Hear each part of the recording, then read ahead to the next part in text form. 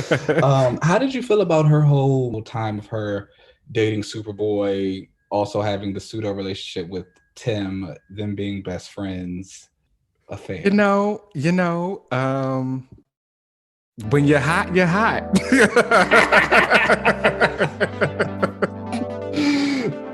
you know, real hot girl shit. Okay. you know.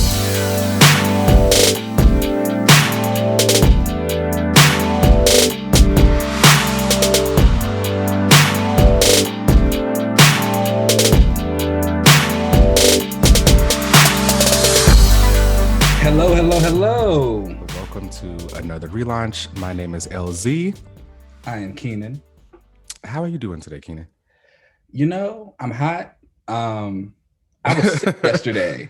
Oh I no. don't, yeah, like I don't know what it was. So I actually think it was. So I started this new protein powder drink mix for the gym, Okay. and That's so I wild. don't The think. gyms are open there. They are not here. Oh, really? Yeah. No. I'm about to stop going because they started closing a couple down, and so now like everyone's coming to the one that I go to, which no one ever went to because it was so far out. Mm-hmm. Um, and I People went found there people found your yesterday. spot. Yeah, it's like really distressing me. And so there were a lot of people in there yesterday, but I like started this new drink mix and I just don't think it went over very well. I was not feeling too good yesterday. oh no. Stomach doing cartwheels. So it's like I think my body is still like recouping from that. And so it's just like, all right, let's just sweat it all out. Let's just get it out. Ooh, But no. it's great. It's great. I'm feeling Yeah. good though. I'm ready to talk about these comics because we had quite a bit coming out. And quite a lot happened actually. Yes. Let's get into it. Let's get into it. So let's get some of the more non-controversial issues out the way first. Okay. So Aquaman 65 came out, and Okay. Aquaman and Mara finally got married. Oh yay. I Well, I that's been a long time coming, right? yeah, very. And then even so, I don't really know if you can say they got married. Oh, okay. So basically, so issue 65 is the final issue of Kelly Sue's run. An immaculate run, I do say so myself. She took Aquaman to places that he's never normally been. She kind of had Mera take over Atlantis. She wanted to dissolve the monarchies, which they actually do by the end of this book. Oh wow, And, okay. Atlantis kind of starts to move into this new place, this new era. How does it go? And Arthur kind of surprises Mera. He's like, oh, we got to go do some hero stuff. And so they like run out to this boat. They get to the boat and she runs into like Wonder Woman, Dolphin, Hawk Girl, and they're like her bridesmaids. And Oh, she's that's like, cute. yeah, it was really cute. She's like, why are you guys here? What's going on? And then Arthur comes up, and then like all of the Justice League come out, some Teen Titans, Garth is there. It's a Oh really nice yay. little moment. Okay. And they like kind of get together, and he's like, all right, let's finally get married. And so they start the nuptials, and Oh then the no. issue ends. Oh no. I was afraid like a villain or something was gonna attack. You know, they always love to do that. Yeah, they do. But no, so this one is like the nuptials start, and she's like, oh, okay, we're doing this, and then the issue ends. So it's like one of those things where it's like, yes, they're technically getting married, but another writer could also come on and be like, no, they didn't. Okay. They can be like something happened, or I just would have preferred to actually see them say I do. Mm-hmm. It's just like that would have been nice. But otherwise, really good issue. Do you feel like that's at least a good way to pass the baton to a new writer? Yeah, oh, You know, absolutely. from She Kelly ended it Sue's on a perspective, like, she ended it on a really good note. She made sure that she kind of wrapped up her own storylines, but then left certain things open so other people could take them over if they wanted to, which I thought was a really great idea.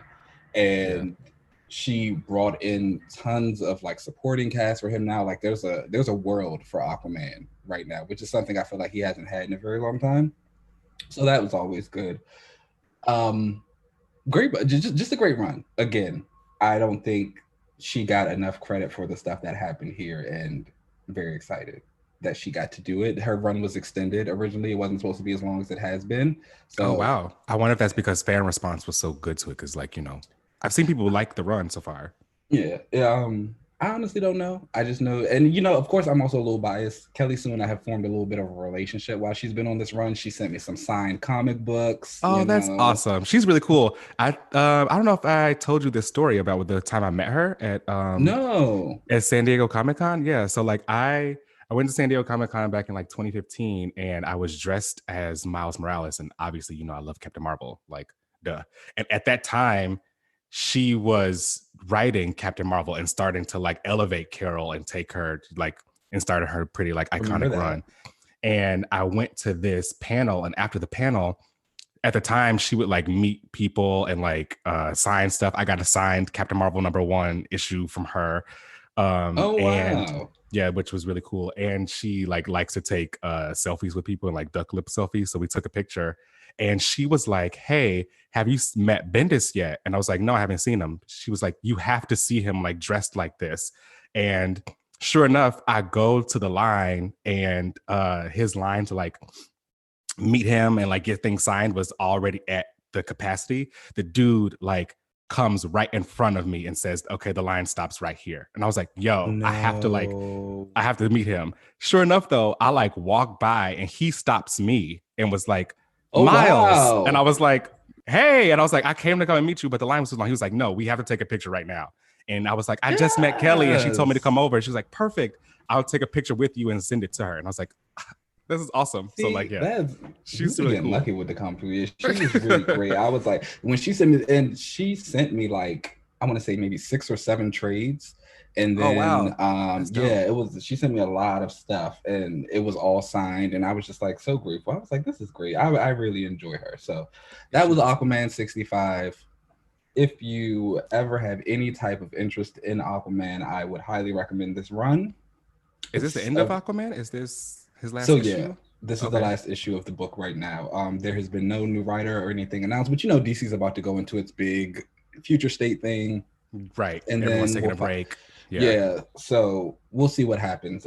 Again, and I know we're going to talk about her a little bit later. Yara just got the Wonder Girl book announced, so right. in the future state, Jackson is going to be Aquaman. So I'm kind of like crossing my fingers that Ooh, they're going to do something with him afterwards, okay. because And that like would be start to nice. elevate him and like lead him towards that route. That would be cool. Yeah, that would be that's kind of what I'm waiting on. So that was that. Immortal Hulk also came out issue 40. I'm honestly not gonna go into this book like It's still great. It's still been doing this well. it's still like Really. it's at issue 40. What was the last time we really had like a good comic book run go this long uninterrupted without another like reboot, another new number one? And And people still enjoy it. I don't know. and people still enjoy it like consistently. It hasn't. It's not one of those things where it's like, oh yeah, it dipped off in quality around this, but it kind of no. It's just like consistently good. I don't know what Al Ewing drinks, smokes, eats, whatever before he writes this book, but he needs to do it for every book. And I still need to start this. Maybe I do that soon. it's 40 issues in, so it's good. I don't know. Oh, something else that came out this week was Seven to Eternity number 14. Have you ever read the Seven to Eternity book? No, I've never got into this. Is this an Image book? This is an Image book. It's written by Rick Remender, with art from Jerome Opina and colors from Matt Hollingsworth. I think if I could explain this book anyway, I would say it is basically Excalibur if Rick Remender wrote it. It's Okay. it's Okay. like it's a magical world. You got like fairies and these they're not really heroes. This family who kind of like has been on the outs because they're known as like the betrayers of this particular kingdom and the Mud King, and it, it would kind of be a lot to explain right now. It's a really good book. Google it. Okay. Google Seven to Eternity. Okay. Basically, this is issue 14 that came out today, and the book is coming to an end. So this is the last story arc of the run. The book is going to end with issue 17, and so Oh wow. Okay. yeah, The series is just done at 17. yeah, the series will be Okay. done at 17. It's honestly a really, really amazing book. Beautiful art, fantastic colors. It's really well written. Again, it kind of has the problem that most Image books face, and that is they don't come out very often. Like I believe issue 13 came out like 2 years ago. Oh wow. Yeah. Okay.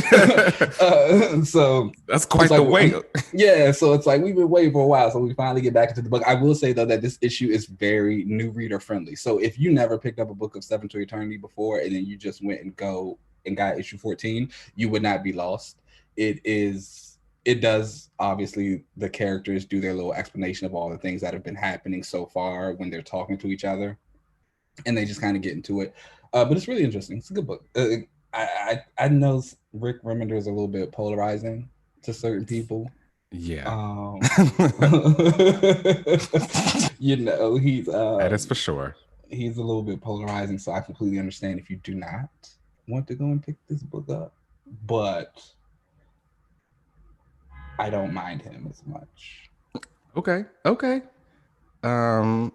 see about that. He did write that great X-Force run, so I was gonna say I'll always give him that. And again, Jerome Opina was the artist on Uncanny X-Force. This book is basically if the team on Uncanny X-Force was on Excalibur. Okay. Yeah. Okay. Speaking of polarizing figures. Oh, child. Let's talk about this one. This has been a very hot button issue. Fantastic Four number 26. Now, you know I didn't read it. But I know you read it. But I know you did. And I've seen what happened. You know, I've seen that page on Twitter. So you go ahead. Go ahead. Okay, so as I talked about last time with Fantastic Four 25, you know, I dipped off of this book around issue 17 or so because, excuse me, like Dan Slott was like he changed their entire origin and made he made the reason that they even went out into space someone else's fault. Like there was a whole nother planet that caused them to want to come out to space, and like this whole guy named the Overseer, and it was dumb. Right? So I could just like, I dropped the book and I was like, I can't stay on this. Then they brought on RB Silva, who I really like his art, for this new run. And the last issue, 25, I thought was going to be this whole new fresh start setup, right? The last time I was given this praise, like, oh, you know, I think I might be into it again. Hell no. So I get 26, and again, it's Dan Slott on writing, and RB Silva is the artist, with colors by Jesus Arbertov. And this, what? I just don't understand. So like this, it opens with like, so the last issue they had this Forever Gate thing happen, right? So basically Slott gave them their own like Krakoan kind of gate where they can walk through it and they can go anywhere. They setting the tone. Right. The standard. So they are able to go anywhere at any point. So it opens with Human Torch and his wife, or betrothed, you should say, Sky, who is from the other planet that Dan Slott made everything originally from, like their point of origin. Okay. They had this whole thing where you like wore these bands, and if you would end up finding like your true love. And of course, Human Torch found his love with this woman Sky, so she ended up coming back to Earth with them because they have to be together. And it's a really forced relationship. And even back in when Sky was introduced, they made it seem like the planet was so far away. But in this issue 26, she's like, you know, I came to Earth to be with you. I'm so far away from home. And Human Torch is like, actually, you're not that far. We can get to your place in like 20 minutes. So like, okay, well, what was the point of her even? Yeah, doing all that. Yeah. So that part of itself is already dumb. So they are investigating this like portal down in Florida where Man-Thing is. And I'm not the biggest fan of Man-Thing, so I didn't really care about his cameo. It's all right. It just kind of appeared. So I didn't really care. So they're like setting up everything with this gate and trying to tell humanity that, you know, the Fantastic Four will be here to protect the gate in case anything kind of comes through it. He has Valeria go through the gate and use the Forever Gate to get back to this planet where she met this boy back in like the earlier issues, because of course he just wants to give Valeria like boy problems for some reason. I don't know. I think I do remember seeing a little bit of something about that. That was weird. Yeah, he really this entire run to me has really felt like Slott isn't writing the Fantastic Four, he's writing moments that he wants to write. So he wants to write the teenage girl having teenage problems with boys, and he wanted to write a teenage boy being angsty with his parents. So that's why he kind of did that with Franklin. And even though that didn't narratively make a lot of sense, it just felt like you wanted to have these like kind of cool, not even cool, just like moments, familiar moments that I'm sure he may just know about in life, and give those to the Fantastic Four instead of building a Fantastic Four story. Exactly. Instead of just building a Fantastic Four story, you're just giving these kind of cheap moments. So, of course, Franklin is like having trouble with everything, and he wants to figure out, you know, what's going on with his sister. She's crying. And crying, Valeria? Yeah, she's over a boy. Yeah. Even though just before that she says like, oh, I'm the smartest girl in the universe or whatever. I don't know. It was just all bad. So he's like, she's crying, and of course Franklin's like, you know, trying to console his sister. They talk about, you know, people being brilliant and everything, and we need to be able to like kind of figure out this gate. And he's like, oh, well, I know a place where people can like help you with gates. So he tries to go to Krakoa and is stopped before he can even do that by Xavier telepathically telling him, no, you can't come because you aren't a mutant, and you actually never have been. And you were so powerful that when you were a baby, you used your cosmic powers to alter yourself to make it appear as though you had the X gene, but Cerebro says you never had. So you can't come here, no more, bye. And then just leaves. So yeah, that's just bad. That's just bad. Like there is no excuse for it. There is no reasoning. That is just bad. You literally stripped someone of their identity. Does it feel like, because, you know, obviously, again, I did not read the book. So in the narrative, does it at least feel like there's more going on? Like, no, it's building to okay. So because just in the last issue, he had Franklin like really like missing Krakoa and being like, you know, I really miss going out there or whatever. Like, I can't wait to get back to the island. And it was going to be this, I thought he was building this moment of my family doesn't really understand me. And because, you know, in his room, he had posters of Dazzler and come on, Layla Cheney and stuff like that. And Layla. You know, he was like I have all this like mutant stuff, and Human Torch was trying to connect with him, and he was like, oh, you know, I don't really want to talk to you, Uncle Johnny, because like I'm like trying to do more mutant stuff. Like you wouldn't. I'm really a mutant understand. now. Like, yeah, you don't know me, which I get. Right. So I thought he was building towards something like that, and then the very next issue, he just like takes it away. Which, of course, on Twitter, he's been saying, you know, there's a story building or whatever. I'm building towards something, but I don't think he realized the implications of taking someone's like identity, which I realized a lot of writers who are on X books who have runs that aren't really well received, that tends to be the biggest problem with them. They don't realize the identity portion of the mutancy. Yeah. And they don't really build on that. It's just more of a thing where it's like, oh yeah, this is fun, take their powers away. And it's like, no, like for X-Men, it's always going to be different from a regular superhero story because they're not just regular superheroes. Like this is who they're are. People. It's a thing. Yeah, they're people. This is like genetics for them. They didn't get hit by a gamma bomb or however Flash got his powers in that like science experiment or something. I think that's why I've always disagreed with the idea that the X-Men are superheroes. To me, they aren't. I I agree with think that. someone asked me before, like, who is my favorite superhero? And Polaris is my favorite character, but I wouldn't necessarily say that the X-Men are superheroes. They are just superpowered people living. You know what I mean? Like, they aren't superheroes in the traditional sense. So, like, I don't think that some writers get that part of it. I think they see powers and they think of just whatever, but there is a whole like identity that goes along with being a mutant. It's like a part of them, you know? Yeah, So, agreed. So I mean, I'm not a huge Fantastic Four fan. mm. So I feel like Franklin losing his mutancy kind of also rids me of the Fantastic Four. So for that, I not,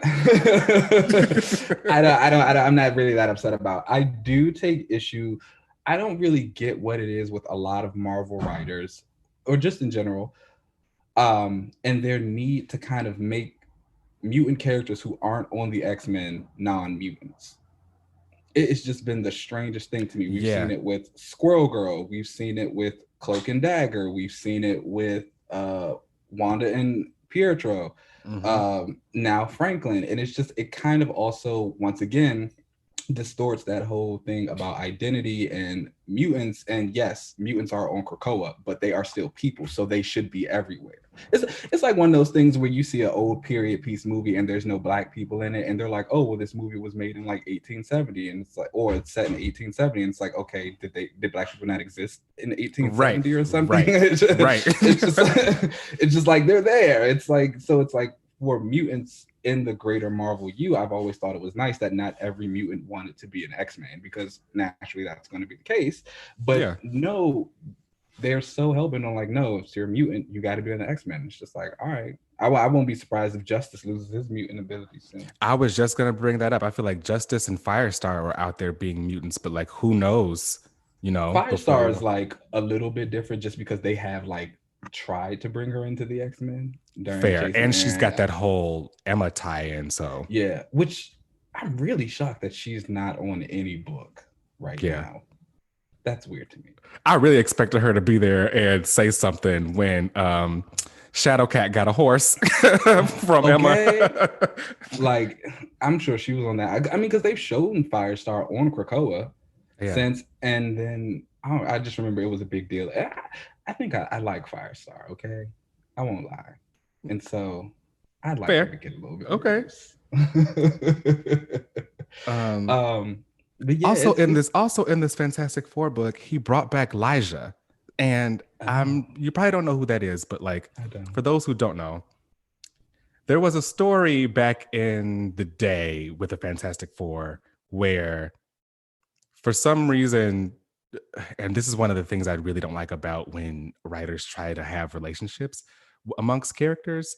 I don't feel like they always have to be with each other. Like you can date outside of the cast of people around you, but for some reason they had Johnny Storm get with Alicia Masters. So Oh wait, isn't she the one who's usually married to Ben, or yes, like dating Ben? so she was dating Ben, and then Ben left the Fantastic Four because I think at this time he stayed on the Battle World planet after Secret War. I think he decided to stay there because something with his powers. I think he was able to like control them more there. Like he can go in and out of his like thing version. So he stayed, and for some reason they decided to have Human Torch and Alicia Masters like get together. Not only did they date, they got married. Um, and Ben was there. It was a rough, weird period. So to retcon all of that, they made Alicia, of course, a Skrull, and they said that the original Alicia was off in space, like she had been kidnapped by these Skrulls, and they were trying to infiltrate the Fantastic Four or whatever. So of They course he decided to bring that character back, like that the Skrull that Alicia was, this Elijah character. He decided to bring her back around. So now we are all reminded of that whole time period that happened. And like Ben is there and he's like, they have to explain everything. And then there's a whole scene of Human Torch like going through all of his relationships with Sky and like oh yes, I did date Oh, Elijah, and then I dated all these other you women. know, Dan Slott is a very interesting guy. You It's know, messy. This is not good. Like, he not only is was the Franklin chaos retcon, personified. yes, exactly. Not only was the Franklin retcon not good, but the whole damn issue wasn't good. It just wasn't good. So Like, so you know the new Marvel documentary is out on Disney Plus, yes, Marvel and 616. Marvel 616, and episode 7 of the documentary is the Marvel method. And so they go I haven't to watched a it yet. writer. Oh, you should watch this issue. Oh I gosh. mean, watch that episode. So, episode 7 is the Marvel method, and they have a Marvel writer, and they basically follow them through the process of the writing.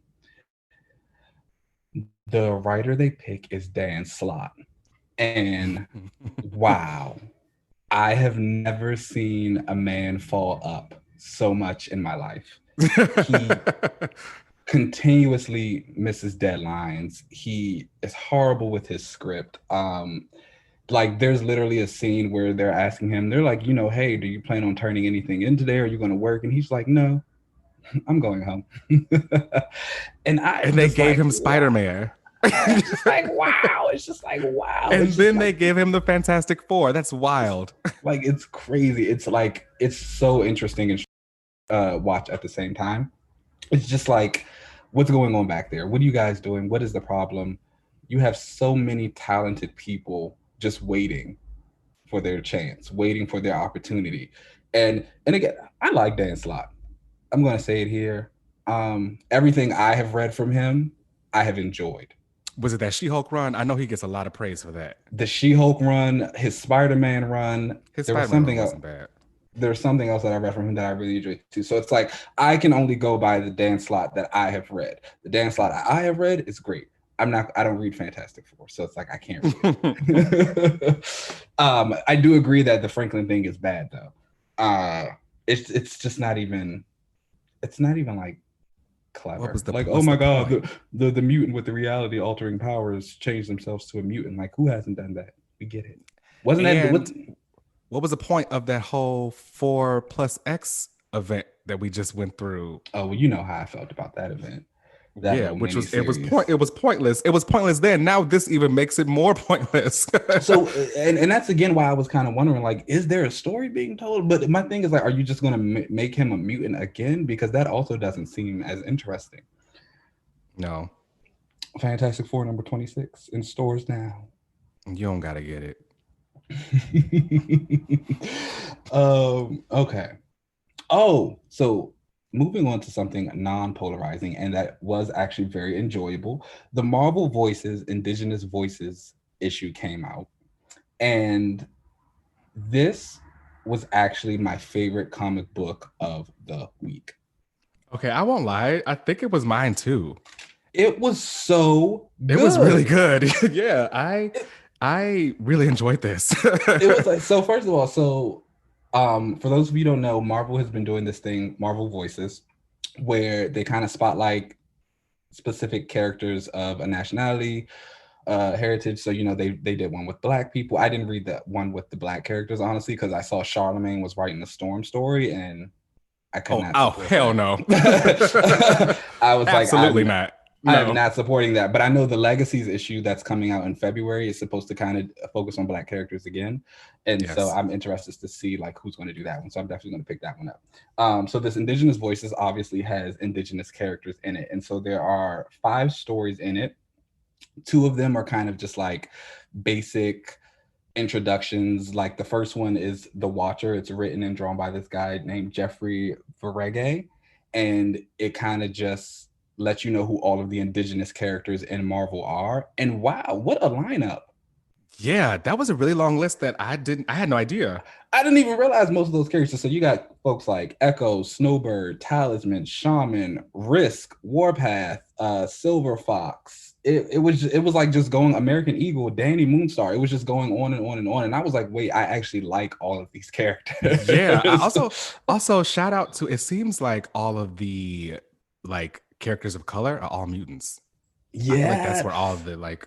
So that's something that we can talk about another day. But when you want to truly get, and it's like why the MCU looks the way it does, is because when you get into all the diversity of the Marvel universe, it comes from the X-Men. It comes from the X-Men, yeah. Which is crazy because even they ain't that diverse. But each story is written by written and drawn and colored by indigenous person. So Echo has the first story in it. Danny Moonstar has a story. Silver Fox has a story, which I was not expecting. So everybody knows I love Wolverine. One of the reasons I love Wolverine is because of Larry Hama's Wolverine run, and Silver Fox is a big part of that. For those of you who don't know, she was like basically one of the loves of his life, and she was murdered during the whole Weapon X era, right? Yeah, and she's murdered by Sabretooth, and so it kind of is a big part of their feud also, of like why they hate each other. So her story was interesting because I don't think Silver Fox was ever actually a mutant, but apparently this one says that she is.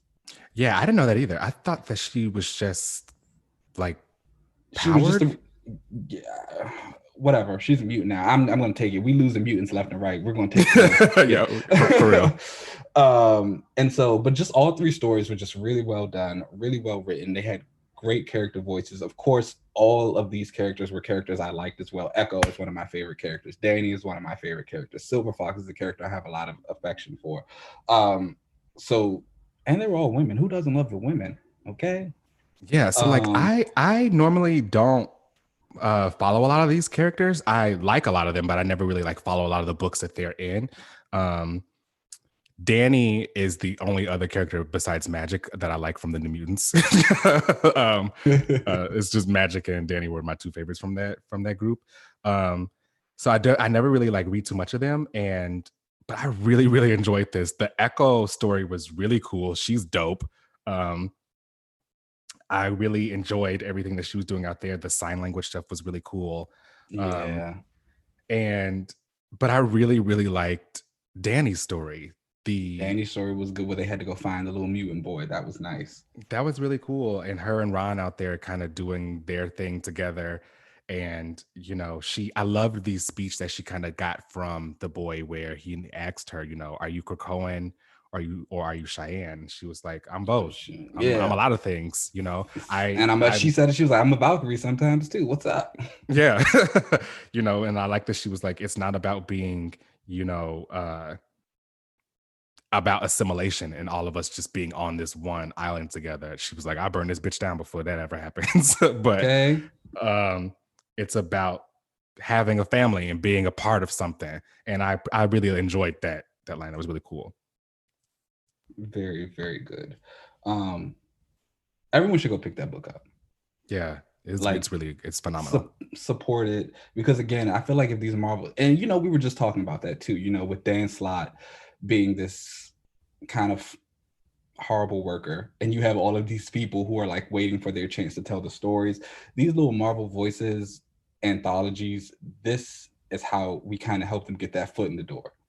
Yeah. You know, if these do well, people say, okay, these stories need to be told some more. You know, hopefully these creators get to also continue that. The people who wrote the Echo story, I would love to see them on some type of Echo miniseries. Rebecca Roanhorse and Wes Hoyt Alvitre was on art.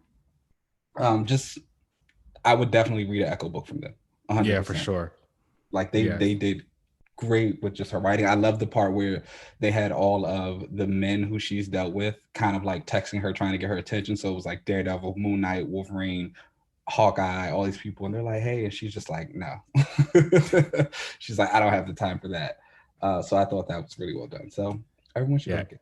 Even if they came, I would also love some kind of Mirage, like mini arc somewhere by the woman who wrote that, Darcy Little Badger is her name, and it was drawn by Kyle Charles. I think that was really, really dope. Awesome. Which is, awesome. And like you said, it's unfortunate that, you know, Dan Slott, who is on a documentary telling people that he turned his shit in late, can get Fantastic Four, but like all of the indigenous people, they got to put 11 on them on one book to even hopefully get a chance to do something in the future. But so hopefully we can support this and get more of them on. They should be writing Fantastic Four. Okay. I would much rather get it from them.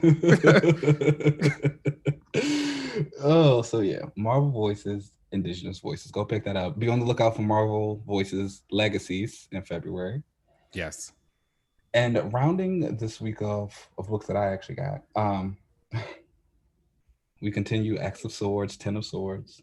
Yes, yes, yes. We had X-Force 14, Hellions 6, and Cable number 6. Yes. How do you want to do it? You want to talk about them all in as together, or do you want to go book by book? I don't really want to talk about it anymore. Honestly, I'm not gonna lie to you. Really? I actually enjoyed this week a little bit more than I enjoyed last week. I mean, oh, you didn't? Oh, okay. I mean, no, I think this week was better than last week. I will say I only really felt it was better than last week because of Hellions. And I think Hellions is really like, it did a really good job of like being a part of the event, but still telling its own story. Yeah. Which I was like really grateful for. I love Mr. Sinister. He is my favorite villain. He really is. He's really worked his way up for me as becoming one of my favorite villains because his personality now, I mean, how can you not love it? His personality now is like, child, I've got my own plans. I've got things to do. Everybody else just needs to fall in line. And where is my cape so we can go? Yeah. And don't get me wrong, I actually enjoyed the more cold, calculating Sinister of like the 90s. But also that gets a little boring sometimes. So I'm all right with the flamboyant personality. I do think some writers take a little bit over the top. I think Kieran Gillen probably had the best mix of it, and that he was the one who kind of introduced it. I honestly don't like the way that Hickman writes Sinister. Oh, really? It feels, I don't know, it's like a little too childlike. It really reminds me of the way he wrote Nimrod during Hoxpox. Okay. Oh, I liked that. Yeah, so I liked it for Nimrod. I don't like it for Sinister. Gotcha. Okay. Where I think the Hellions version of Sinister is still sassy, but he's still very much an adult. Yes. And although we aren't getting the like kind of cold, mean Sinister from the 90s, I personally feel like this one is better because I still see that there. You know what I mean? Like I feel he clearly still has his own plan. He's clearly like only in this for his own like biological and the way whatever he does plan it, he's got going on. And it's like the way he does it, you can tell it's so purposeful. It's like, you know, even in the last issue where he's in the council meeting and everybody's kind of like, oh, well, since you feel so strongly about it, we think you should go to Otherworld. And he's like, oh, I don't want to go there. But it's like, clearly he wants to go there. He wants to go there, yeah. So it's like he's doing he's like playing all of you right in your face. And it's like, you think you're ahead of him because you know. And it's just like, no, he's still very much ahead of you. Yes. He's got and those sinister secrets, you know. Sinister knows. He knows. X-Force. So this is also my thing with the book. It's just like the way the tone just shifted. Okay. And this is a 22-part story, and you've spent the first 10 to 11 issues on this sword quest. Everything was very serious. Everything was very end of the world. We have to do this. And then we get into like X-Force 14 and we see some of the challenges and it's like, y'all are having a fashion show. Yeah, they playing Wii Sports. It's just kind of like, okay. And then my other thing with this is like, what is like, we have 3 issues left of this book. You are about to cram the rest of this story into these final 3 issues of this 22-part story. Honestly, I don't even think they're going to cram the finale of it into there because this just feels like setup for the future. Yeah, this is a lot of setup. I think this is a lot of setup for like everything post X of Swords. So like, and it's like the books kind of like go. It's like, no, I don't know. Excalibur was the setup for this. This was supposed to be the culmination of that story so we can move on to the next thing. No, now you just told me you just set up the setup. Yeah, X of Swords has become the stepping stone for like a lot of the books going forward to kind of use whatever kind of happened here to do whatever you kind of want to.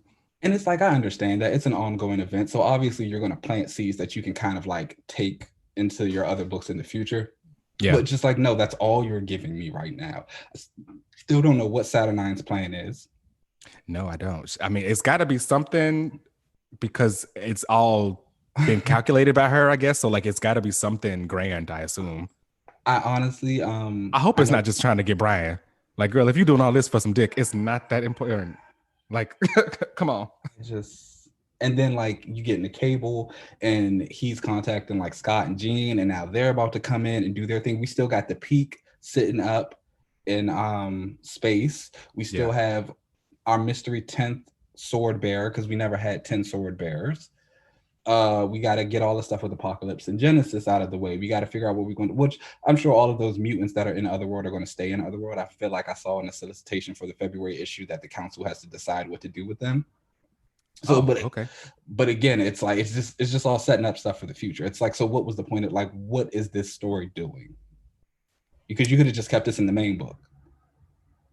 That's fair. I feel like the point of this has been to set up a lot of the shit.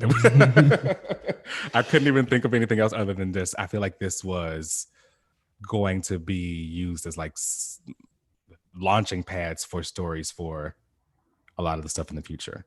I'm over it. I am glad that Magic got her. I'm glad that Magic got her vengeance against Pog, you know, and destroyed him. Figured out that his name meant sword and that his armor was sword and there was a little man inside of him. I thought that was kind of cute. But yeah, I don't know. The games were fun. I have been enjoying the messiness of Saturnine and kind of having everyone going on these twists and turns and everything. Storm had a really cool badass moment, I guess, with Death. I like the way that she kind of walked away from him after she killed him. That was nice. Storm with a knife, she's a problem. Yeah, don't give her a knife. Do not put a sword in her hand because she knows how to use it. And that is one thing she can do. She's gonna cut you. For real. How did you feel about the Cable issue? It was fine. I guess it was a nice moment for Gorgon. I don't like Phil Noto's interior art. I feel like I said that last time. I think I like it. No, it's not for me at all. It is so bland and boring and just a big panel of nothingness. I'm not a fan. Great cover work. Fantastic cover work. I was into it because in this issue there had to be a lot of movement at places. So like, again, I like the way that because his art looks kind of painted, I like the way that it kind of moves in some of his action scenes. Yeah, I'm looking at it again right now. No. it's just not for me. Also, did Gorgon die? I think so. I think that was the point. I think he's supposed to be like the character who actually like dies in Otherworld. So okay, so he did die in Otherworld, so he's gonna be like broken. Yeah, he's gonna be something different, which I guess is an exciting. Which I feel kind of bad for. I don't really feel like Gorgon's had some nice moments so far. Yeah, but he hasn't really had a lot of like depth and story to a lot of his stuff. So I'm trying to figure out like what are they gonna do with that, you know? Yeah, exactly. His battle was nice though. It was a great Gorgon moment, great Gorgon feat. Yeah, I mean, Gorgon was out here beating ass. that was pretty cool. He did that. Even while blind. Yeah, he killed it literally, and then got killed. But good for him. It was a great battle. Yeah, and then I mean that kind of ends with them setting up the final battle between Apocalypse and Genesis. Which final 3 issues, I guess. Why not? Yeah, I'm mostly excited for the Destruction issue. I feel like that's going to be the one to kind of. So we'll see if it sticks the landing. We'll see if it sticks the landing. We will. I mean, it's been fun. It had some fun moments, I guess. Yeah, I feel like this would make a really great like animated like arc of a X-Men TV series. Like this would be a lot of fun to see them going into a whole nother world and going through and doing all the like games and looking for the swords and actually fighting each other and doing all that kind of stuff. I think that would be really cool as like a cool animated thing. Agreed. Yeah. So At only least three then we'd issues. also be able to like kind of flesh out a lot of the stuff going on in it, because I feel like we didn't. But next week though, we'll see if it all kind of wraps up. And I just keep thinking about how they made this event longer. It wasn't originally 22 parts. No, I think they said it was like 10 or 11 or something like that. Yeah, and so I've just been thinking about that a lot lately because what what was the story going to be about before? Like, were we still going to have like 10 issues of sword questing and then like 3 issues of story? Like, what were you guys doing? How did that go? And then also, why did you make it longer? I just feel like we didn't need to be longer. Way. You know, I think it was they saw the opportunity to kind of stretch it out, so they took it and went for it. I wish it could have been a little more fleshed out, I guess, and less on the games. Yeah. Those were the comics of the week. They were. Let's take a break and then we can come back. All right.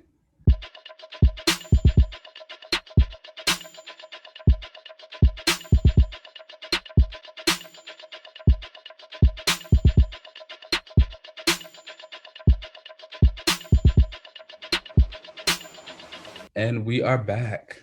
Yes. All right. So there wasn't too much news this week, but there was a lot of news in the Wonder Woman corner of DC. So yes, DC finally bit the bullet. They did. You know, Wonder Woman 1984 will be coming out on HBO Max on December 25th this year, right? As well as having a theatrical release. So shout out to them for just saying, put it up on streaming. Okay. It's time. It's time. We have to move forward, y'all. Like, let's just do it. Like, you can do whatever, try and figure out a way, like hit some drive-in theaters or something like that, put it out there, do what you got to do, but give the people the movies. It's you can't keep holding on to this kind of stuff because eventually people are going to be over it and not even care anymore at all. And that's kinda exactly how I feel about Black Widow. I was about to say that's what's happening with Black Widow. Unless you're my little cousin, she's been going off on me about it. Like, she is a Natasha stan. Okay? I love that. I love that. I bet she'd be eating you up and letting you know that Natasha is here to stay. My aunt sent me a text message the other day. She was like, Kennedy is still very upset about what you said about Natasha. I love that. Is she? Have you gotten her any Black Widow comics? You should send her some. I don't know if they now really see you gotta let her get into it. My thing is, like, I gotta find some. I guess I could send her Kelly Sue's current Black Widow run. I can't send her some of that other stuff. It's a little bit too old, violent. Yeah, sure. I don't know if her mom will let me do that. If her mom let me do it, I'd do it. But that's fair. That's a little violent. Yeah, but are you excited? You're a Wonder Woman fan? Yes, I am. I think she's one of my like top 5 probably in DC. I enjoy her a lot. Diana is, you know, I mean, she's iconic. The legendary Diana Prince. She is. There are some things I feel like she struggles with, in my opinion, as far as her writing. There can be a little cyclical. Do you have a favorite Wonder Woman writer? That's a good question. You know, I haven't read a lot of her early stuff, so I need to go back and read a lot of the stuff from her in the 80s and 90s. I've been going through a whole like backlog of all of my favorite comic book characters, because a lot of them I haven't read a lot of their stuff like back in the 70s and 80s and early 90s and stuff, because I started to read comics like whenever I can kind of get my hands on them in like the early 2000s, mid 2000s. But then I started to like continuously read stuff in like the 2010s and forward. So I need to go back and read a lot of her older stuff. I think I did like some of the Greg Pak stuff. I mean, the Greg Rucka stuff. I did like her New 52 stuff. I enjoyed it. I know a lot of people else didn't really like it, but I actually I liked it. Was that Brian Azzarello? Yeah, the Azarello run. Yeah, Yeah. I really did like that. I think that's probably my favorite Wonder Woman run. Yeah, I really liked the stuff that they were doing there with her. And they kind of, in a way, grounded her via like Greek mythology, Yeah. you know? So they kind of gave her like her own kind of background there. And And they even I, like tied her to the new gods a little bit. It was some really yeah, interesting stuff that happened. I liked the stuff going on there. So I'm not sure who my favorite writer is though, but I do have some runs I liked. So I'm excited for the movie. I liked the first one. Um, I Okay. mean, compared to the other Justice League, I mean, compared to the other DC movies, like that one was probably better than the Mhm. majority of them. That is true. You know, I enjoyed it. I think it was a lot of fun. So, I'm excited for the sequel. I'm wondering what they're gonna do with Cheetah and with I think I'm excited for Cheetah. yeah. Are you not a fan of Wonder Woman? um, The movie and the character. How do you feel about her? she's fine. I think my thing with Diana is a lot of her stories, they kind of bank on her being this fantastic Themysciran warrior, ambassador, Wonder Woman, and then she's also just like this bulletproof super giant of power. And as a result, you don't really get too much there in the story. Yeah. Which again is why I really like the Azzarello run, because I felt like he really delved into Diana. So she's fine. I completely respect who Wonder Woman is. I do think that it is a mistake. I don't think she should be a amazing fighter and like this overpowered god type strength character. I think it kind of, you got to give one, like she can be a great fighter and still be strong, but she doesn't need to be like god level strong. I think it just kind of takes, it's like you get into the Superman problem a little bit. It's just like, who do you send her up against? What does Right. she battle? And I guess they kind of like do that when they have her go against Cersei and stuff like that. But at the same time, it's just like, all right, cool. Yeah, Now we've that's done kind of that. always been my biggest issue with Diana actually, was that she doesn't have the best rogues gallery. Like she and I do appreciate the fact that they've written it in where she's has said that, you know, I don't have a Joker or a Lex Luthor because I take care of my problems, meaning she has no problem Yeah. killing them and going about her day, which I appreciate. But it would be nice to have her have something to kind of put some kind of like, I don't know, threat Yeah. to her. I think Justice League Dark, you know, she's a big part of that book in the Magic World. I think that's a really good Diana story also, because it takes her out of her normal element. And I think I've talked about it with you before, where, you know, she goes to these people or magic and they're like, why are you here? You're not a magic person. You are Wonder Woman. You're out there battling tanks and flying with Superman on the Justice League. You know nothing about this world. And so that one, I think that entire run is really good for her, because it forces her to kind of be like, okay, who am I in this world? How do I Yeah. navigate it? How do I function here? So that's a good one. I also, I'm trying to think of something else I enjoyed her in. I'm sure this is, she's fine. I feel like she's, you know, she's just always there. So like, Yeah. yeah, she's just always there and she doesn't really do too many like awful things. So she's there just kicking ass or whatever. So you kind of enjoy her. But I would appreciate if she got a little bit of a boost in story and there wasn't a reliance on her name. Yeah. She suffers from what Captain Marvel kind of suffered from when after Kelly Sue left. And it was like, all right, cool, she's Captain Marvel. And Kelly Sue left and left the other writers to kind of take it wherever they were going to take it, but they just kind of rested on her name. Yeah. Um, Unfortunately, Carol just ended up also getting bad stories, whereas Wonder Woman didn't get bad stories. They just really just kind of rely on she's Wonder Woman. Agreed. That's enough. That should be more than enough for you to like it. And for me, it's Exactly. not. So yeah, that's that. I'm gonna watch Wonder Woman 1984. Yeah, So we'll definitely have to, you know, watch and discuss it. We should have a rewatch of the first movie and see how we feel about it now. I haven't watched agreed. that I would movie in a love that. while. Yeah, I haven't either. I don't think I've watched it since I saw it in the theater. And that would be nice to kind Yeah, of that should be revisit it and see what it's that like. should be fun. Um, they've also given more shout out to a new character, Yara Flor, who will be not only getting a new comic book post DC Future State, but also her own TV show. Like she's a brand new character, hasn't even had a comic out yet, and they are going to go ahead and give a Wonder Girl HBO Max TV show. I am so excited for this. Me too.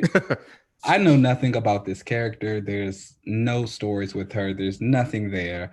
But I that supposedly she's design is actually just so already strong. been in the books. I think supposedly she's like been a younger version of her has already appeared in a Wonder Woman recent story. So I I know think they're giving her the comic book that Joelle Jones is going to write, the Wonder Girl comic book. I didn't know she had like appeared already in something though. Well, there has been like a girl who looks just like her and in Brazil. And I think that they are probably going to say that like that was her and now she's older and that was Yara and whatever. In the present anyway, you know. Got it. Which is it's totally fine with me. I'm very excited for it. I'm really excited for the Future State Wonder Woman, the Wonder Girl show that she's going to get, and the Wonder Girl comic. I'm a huge fan of Joelle Jones. I think her art is amazing. Her art is fantastic. She's actually probably one of my favorite artists currently. Yeah. And then some of the stuff that she's written, she wrote like some Catwoman stuff for a little bit. That was really enjoyable. I love her. I'm she's really dope. Really excited for Yara.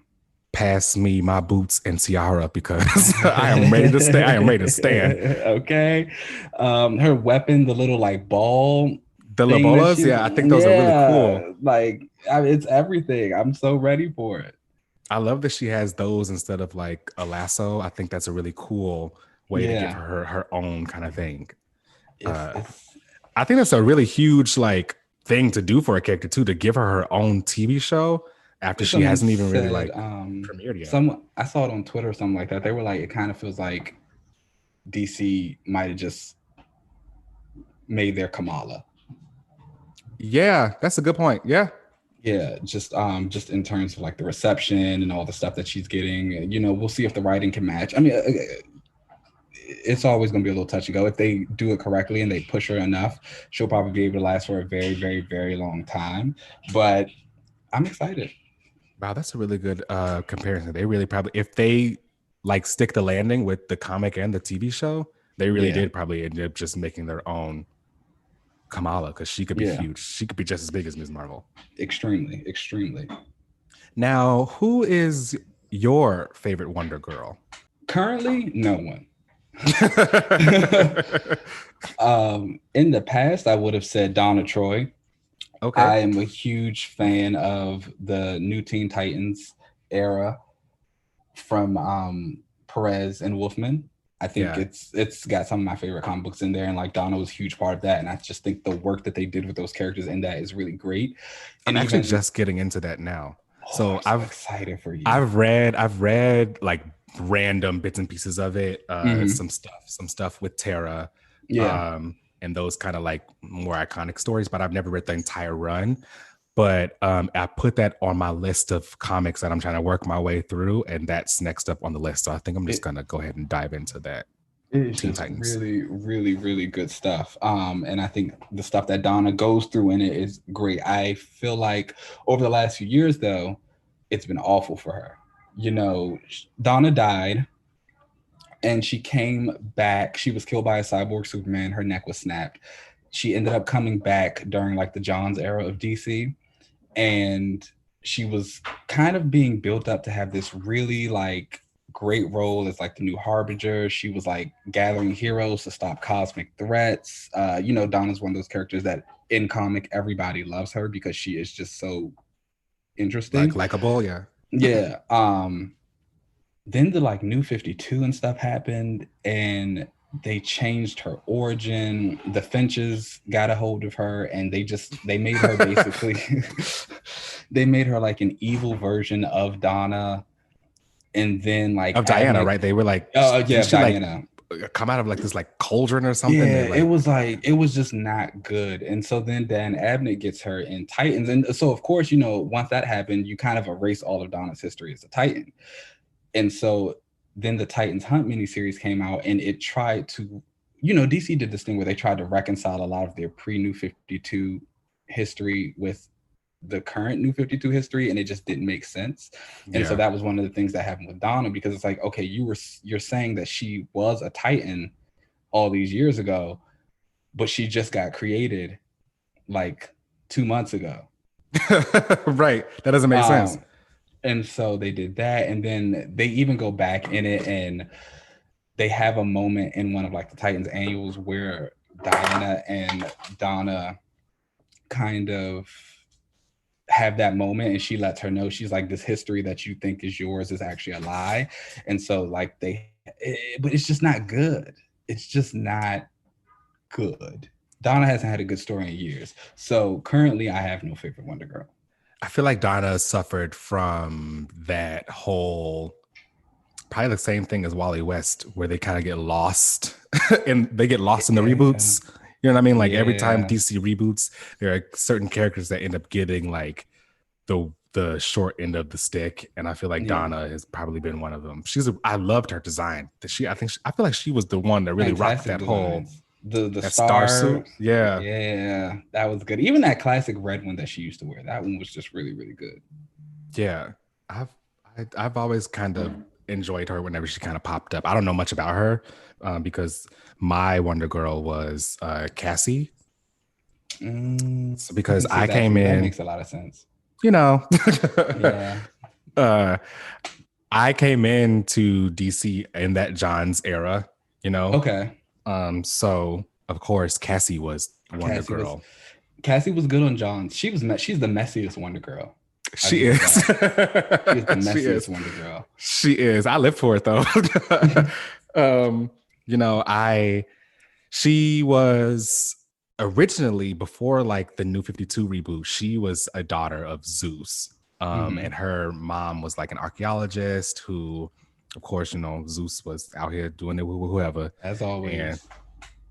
And she was the daughter of Zeus, and that's kind of how she got her power. She idolized Donna, actually. And I think in the beginning of her like wanting to be a superhero, she used to put on a black wig, put her lace front on and want to be just like Donna Troy. And to the point, I think Donna was like, child, you don't got to do all of that at all. Like, just be blonde. It's okay. Just be blonde. Yeah. And I really enjoyed all the stuff she was doing with on the John's run with the Titans, when she even became like kind of their leader for a little bit. I liked all that kind of stuff. So she was really cool there. But then the New 52 happened, and she also kind of got the short end of the stick because she had a nice design though. That little like red and gold starry she used to wear. I actually really enjoyed that. It was kind of like the red version of Donna's. Yeah, all of Cassie's costumes have kind of been like Donna, the red.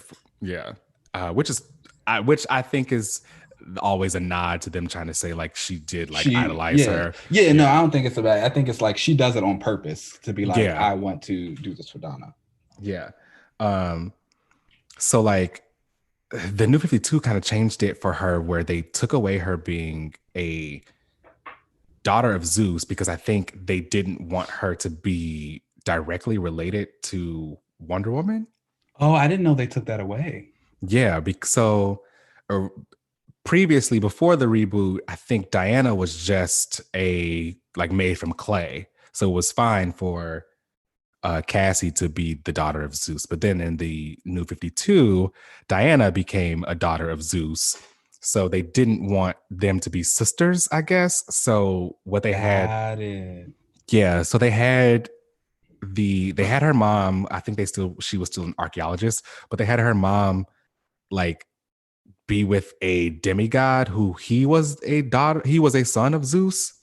So that would like make Diana. So she's still related to Zeus. But she's still got it. So they kind of made them still kind of related. They still kept her related to like the Greek like pantheon and everything there, but they Mhm. didn't really directly have her be related to Wonder Woman. Still like family, but not like sisters like it would have been had she still been a daughter of Zeus. Yeah. So like that was weird. And then they kind of changed her attitude. They made her like a street thief and Oh, a street thief. Cassie? yeah, the new 52 was a weird time. Ooh, Talk you about a time. know, ugh. Not everything. Some things were good. Very few things were good, but the majority of it Aquaman was was. good during that time. That actually really is what made me a fan of his. I had never really read him before until I got into that new 52 run, and I think it was it was like good. Aquaman and maybe like one other character who kind of like walked away from that unscathed. Everybody else though, Green Lantern.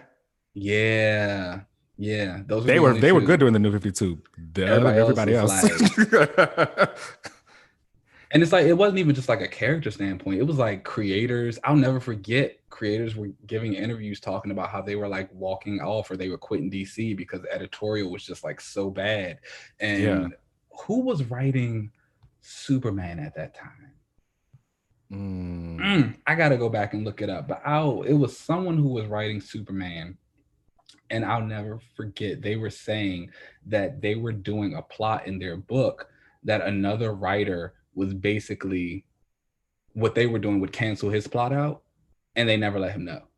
So he was like, he just quit the book. What? He was like, I just quit the book. I was just like, ooh, I'm gonna Where find that was the article. editing? Oh my gosh. There was none. It was non-existent, and that was the one thing that everybody was saying. They were like, there is no editing. Deadlines are a mess. No one's in control. DC has been a mess for a while, but again, I they've think got a lot they of need new to just do a people whole in reboot. charge.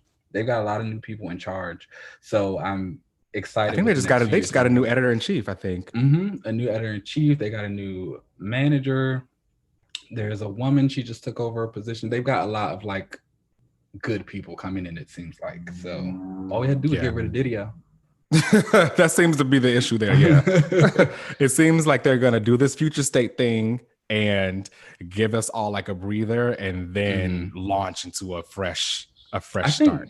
I think Future State also kind of feels like a test run. I think so too. For a lot of these potential stories, it's like let's give these guys a little, because I know they've made they put a lot of emphasis on once this is done, we're going back to the regular stories. But again, you've already let us know you've got this Wonder Girl comic coming. What else are you kind of testing out in this to give us in the summer? Because I assume a lot of stuff will probably start hitting in like the summer of next year. I agree. I bet there will probably be a bunch of new things announced for whatever version, whether it be in person or virtual Comic-Con next year, where they start to announce like, okay, these things kind of worked in future state.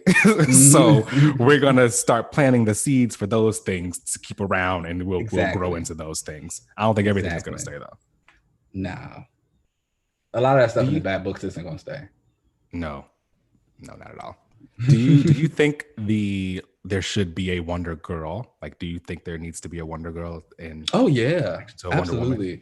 So I'm a huge fan of the superhero family at DC and the way they do that with like their legacy characters. So it's like, you got the Arrow family, the Superman family, Batman family, Aquaman family, the branches of characters. Yeah.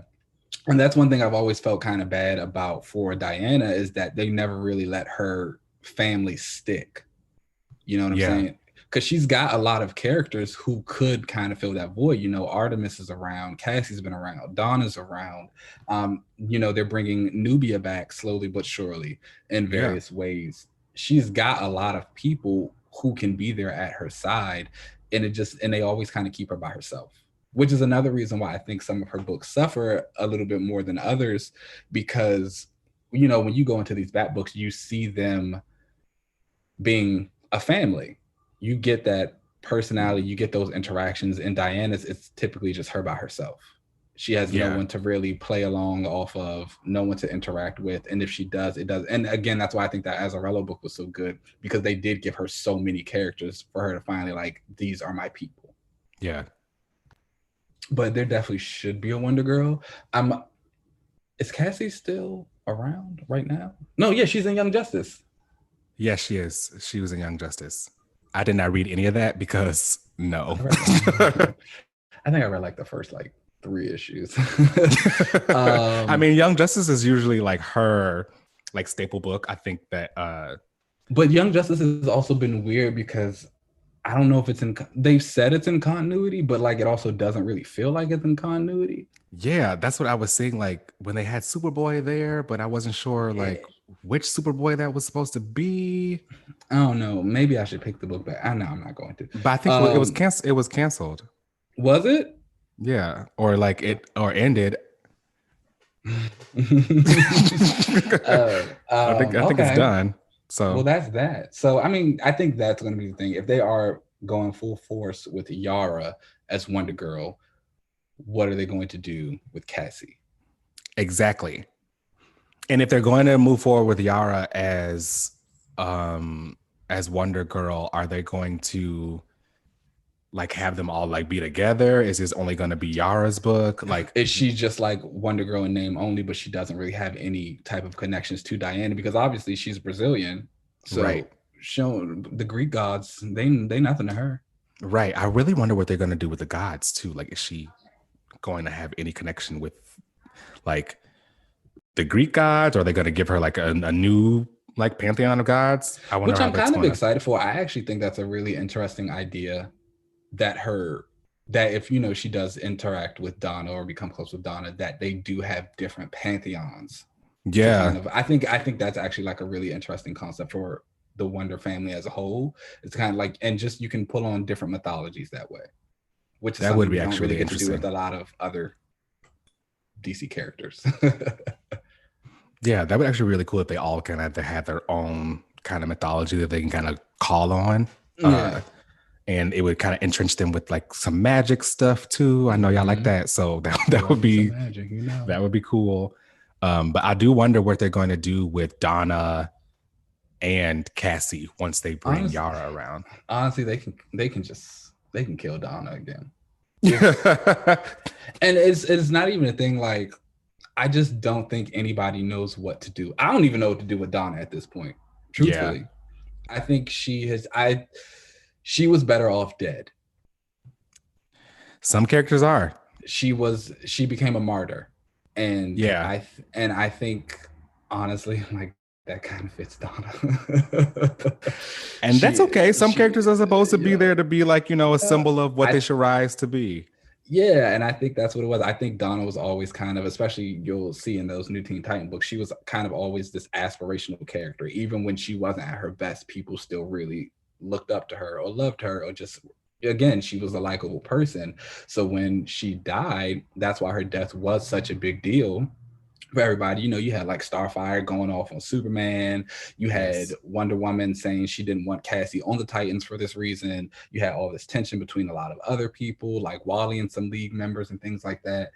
And Starfire had to And get Wonder Woman's ass in that time. I remember yeah, that. and so when they brought her back in the beginning, it was like, okay, cool, because again, they still kind of had her on this pedestal of like, she is the one who everybody's like kind of aspiring to work with and like do all this good stuff with. But ever since then, especially since the New 52 happened, it's just really been like, what purpose does she serve? She's no longer the martyr character. The story of her being like evil Wonder Woman is just not interesting or good whatsoever. The relationships with the whole Titans relationship thing has just kind of been chopped completely. She can die. It's fine. Honestly, if they want to keep her dead, that's fine. But if they want to bring her around, I actually really enjoyed what they did with her in the Young Justice animated series, and they made her the emissary for Themyscira. So like she was the diplomat for Themyscira, and I think her just being like a figurehead instead of just Diana always being the one that they would always go to for whatever kind of diplomatic stuff would go on. You can kind of leave her in that I'm the voice of peace. That would be a good role for her. You know what I'm saying? Like she can kind of be that person to kind of speak for peace and everything. I would like that. Actually, but I feel like a lot of writers who do Wonder Woman, I don't know, you can correct me if I'm wrong, you might have read something there, but I feel like they kind of shy away from Themyscira. Yeah, I feel like a lot of times in the like 80s and 90s, they weren't too shy about being it back when they wanted to call it Paradise Island and everything. But I Yeah. feel like now they don't really do too much with Themyscira. I think it's Or if time to she, completely elevate it. or if Diana goes there, she's not there for very long. No, no. I think it's because I think they think that people want to see her like interacting with people and like being with earthly kind of things. But I think it should be totally fine with her being on Themyscira. Usually what happens is, you know, a part of her story is that she leaves Themyscira and like is no longer allowed to ever come back. So Mm. they usually kind of rely on that to have her never really go back there. And the times when they do have her go back there, it's because some random arc or something. But I think it's time to It just probably seems like such a missed opportunity for the world building. yeah, I think it's they should probably do something about that whole, well, you can never return. They should probably just kind Yeah, of change that. that is interesting. I feel I like, think it's also because they try to, you know what? That could be a great role for Donna. Instead of Themyscira always being this hidden island, maybe they finally want to join the rest of the world, and Diana can be the champion, but Donna's the voice. She's actually mm, the diplomat, the the diplomatic one. voice. She fits great in those type of You know what I'm roles. saying? You Yeah, know, she's that girl. I just she is. I just it's so sad to me the way her character has been handled over the last few years. It's just depressing. It's You just could like, say how do that you? about so many different people.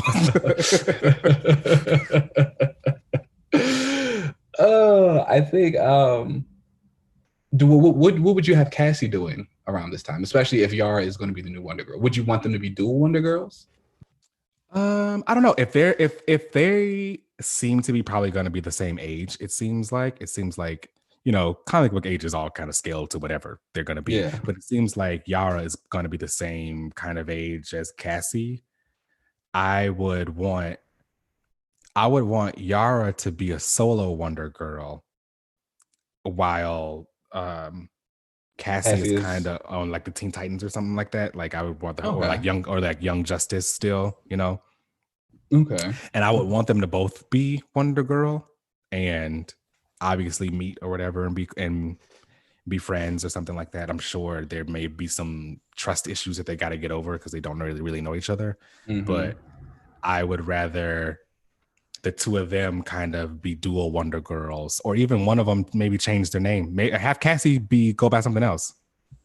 Actually, Yeah. you know what? I would rather that. I would rather Yara take up the Wonder Girl mantle and then have Cassie say, you know, it's time for me to like have my own Go into her next phase. Yeah, her next phase. Go and have her own name that is still related to the whole Wonder group of people, but it's something that she can kind of define instead of having her always be trying to live up to being Donna. It would finally be her kind of stepping out of Donna's shadow. That it is time for that, and she's had a decent run as Wonder Girl. Yeah. Yeah. It's been like at least 10 to 15 years now. Yeah, it's at least that long. So it's time for her to do something else. It's okay. How did you feel about her whole, because you know I did say that she's the messiest Wonder Girl. Mm-hmm. You know, that whole time of her dating Superboy, also having the pseudo relationship with Tim, them being best friends, just that whole affair. You know, when you're hot, you're hot.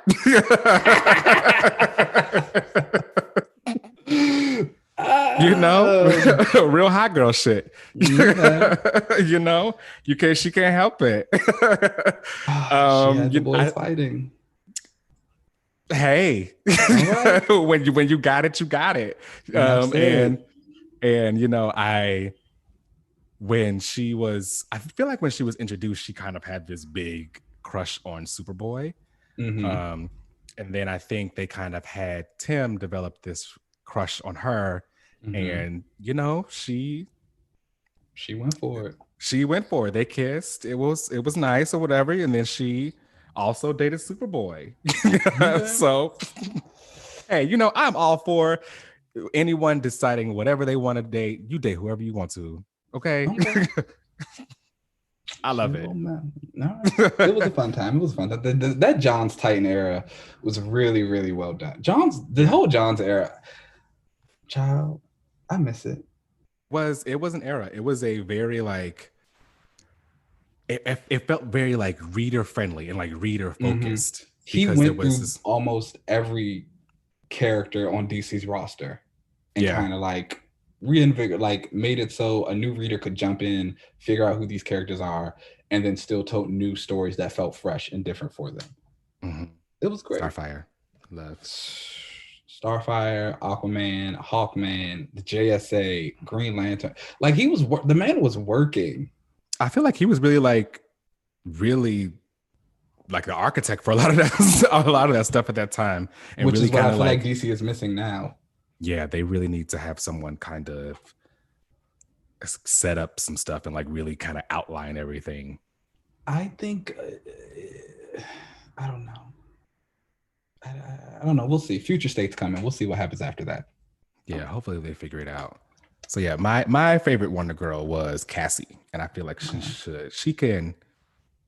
It's time for her to like kind of step up and do something else. If they decide to use her, I would rather her kind of get her own thing. Okay. My favorite Wonder Girl was Donna, but I see it potentially turning into Yara. I mean, me too, honestly. Cassie might have to just move on to the side because Yara is coming. It's just, I do like Artemis though. Do you like Artemis? Oh, she's cool. Yeah. Actually, I think Cassie was trained by her when she was first starting to come out as Wonder Girl. Artemis kind of trained her. Oh yeah, I think I remember a little bit of that. Artemis cool. Artemis got a lot of love in that Red Hood and the Outlaws book. Yeah. She it honestly wasn't that great, but she finally got some type of story, which I thought was nice. And again, it makes me remember about all these characters who have these connections to Diana, and they just won't let them be around Diana. Yeah, I don't know why they won't let them all like be together. It's just like, just let them hang out together. It's okay. Yeah, I feel like they think people are gonna want them to compete or something, but really we just want them to kick it together. Like they could be friends. It's interesting. I wonder. So I remember during the Dan Abnett era of Aquaman, he was doing an interview and he spoke about how stories of Aquaman in Atlantis sell less than stories of Aquaman on land. So DC was purposely trying to get Abnett to move away from stories of Aquaman in Atlantis. Wow, I didn't know that. Wow. It was the strangest thing. But I also think about like Diana and how we were talking about her and like the mascara. I wonder if that's how they feel about it too. It's like, if you put her in the mascara with all these other Amazonian characters, do those sell less than the stories of her out in the city snapping Maxwell Lord's neck? And that's why and that's also why they kind of keep all of those characters away from her. Are people actually not interested in that? I wonder. That's a good question. I wonder, are people only interested in just Diana and not her with like a group of people? Because again, that Azarella run, which we loved, was not very well received. No, I liked it. I thought it was fantastic, especially the Cliff Chiang art. Like, it was great. But I think a big part of that too was a lot of people didn't like what he did with the Amazons in that, talking about how they were like kidnapping men. And like, right, and that's how they gave birth to more Amazons. Like but I didn't mind it. See, I didn't mind it either because it felt like real mythology. Yeah, and that too. Yeah, it felt like I was reading some kind of like old like fact about like Amazons.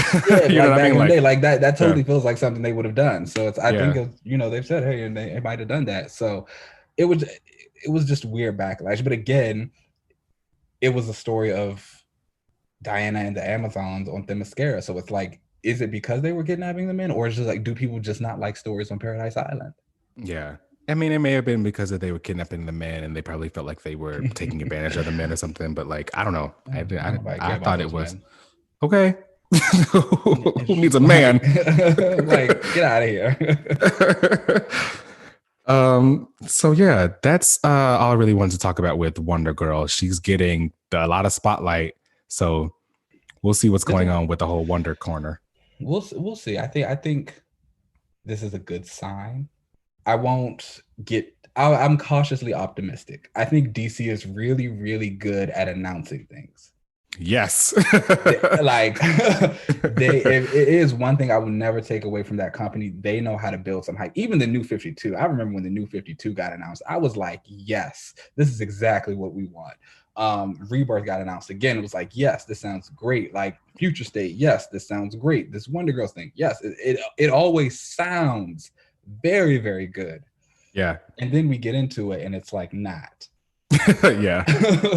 But again, I also think about how we have all this new talent in charge of DC. Mm-hmm. So it's like, I'm cautiously optimistic. I see it. I see the vision. Always see the vision. And I want it to work, but we'll see if it works. I would love for it to work. I would love to like have DC books on my pull list again. Me too. Those are the days. All right, let's take a break and then we'll come back for the relaunch.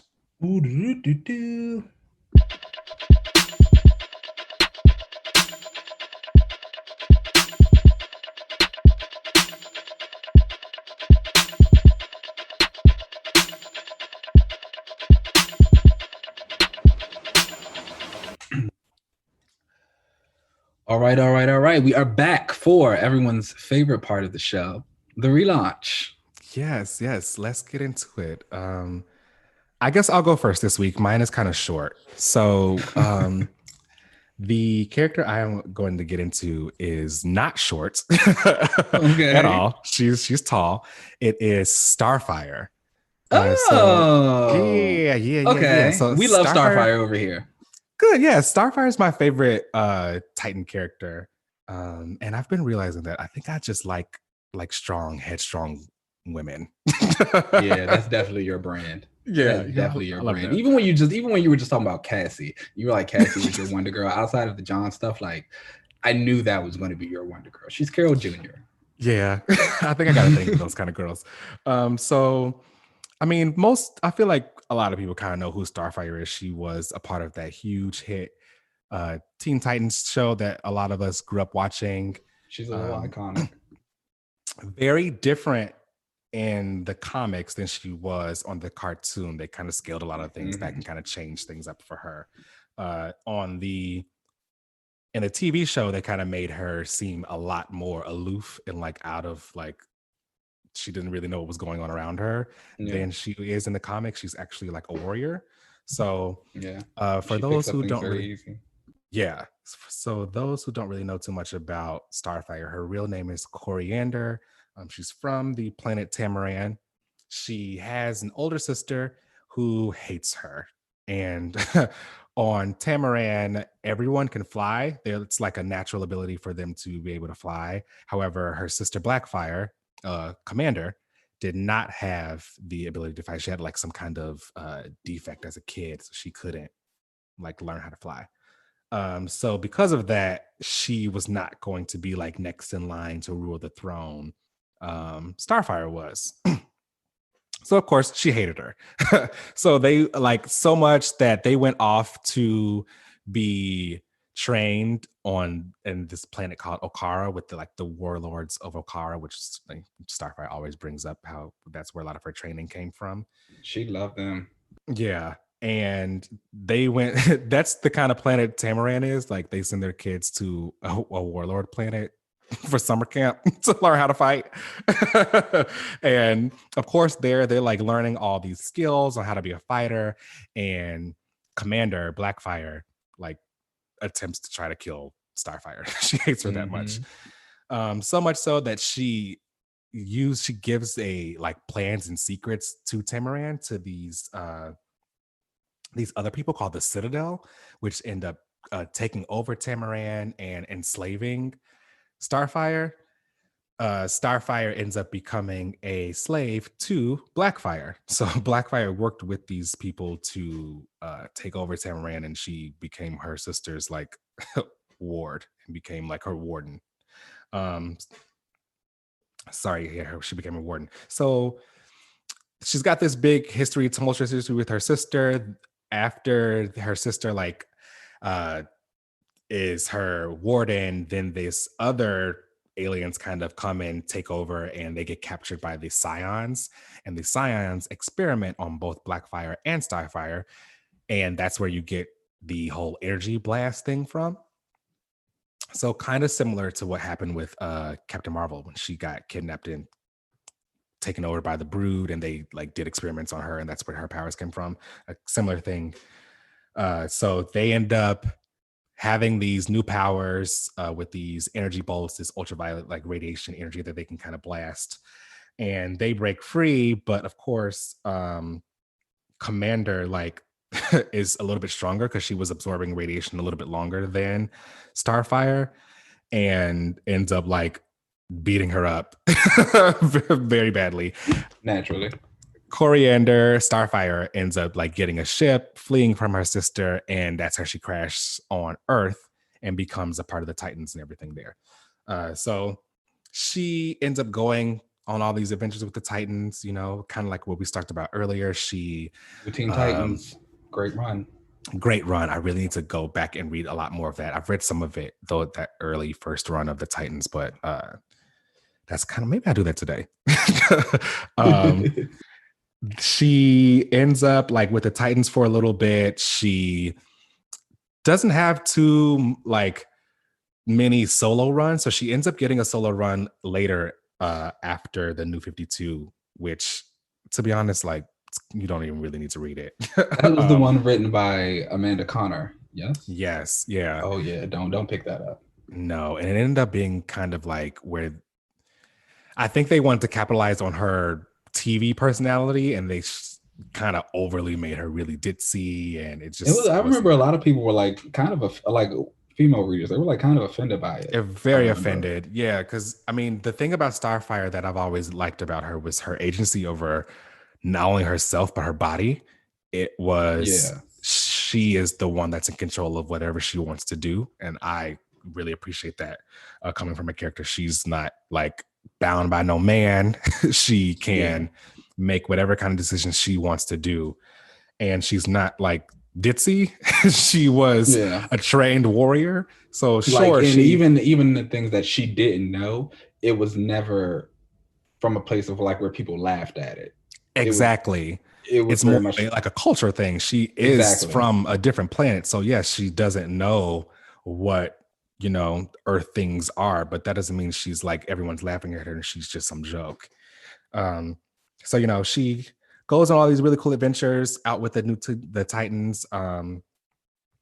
Then there was a little bit of a reboot that happened with the New 52 where they kind of changed her background, where they said that she was sold into slavery by the Tamaranians, and Blackfire was actually trying to help her get out of it. Yeah. I do think I remember reading that. Yes. Yeah, it was. Because I remember it became a story point in Justice League Odyssey. Did you read that? No, I haven't yet. That's actually on my list of things to do too. I want to get into it because Starfire's in it. You don't have to rush. Oh, okay.